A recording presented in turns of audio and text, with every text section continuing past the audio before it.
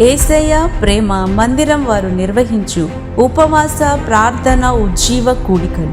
తేదీలు 2025 సెప్టెంబర్ 26, 27, 28 అనగా శుక్రవారం, శనివారం, ఆదివారం.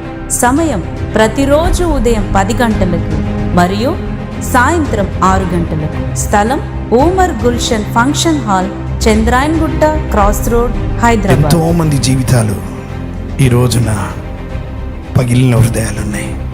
నీ సొంత నిర్ణయాలతో నీ జీవితాన్ని పాడు చేసుకున్నావేమో, లేకపోతే నీకు తెలియకుండానే ఇంకొకరు నీ జీవితాన్ని పాడు చేశారేమో.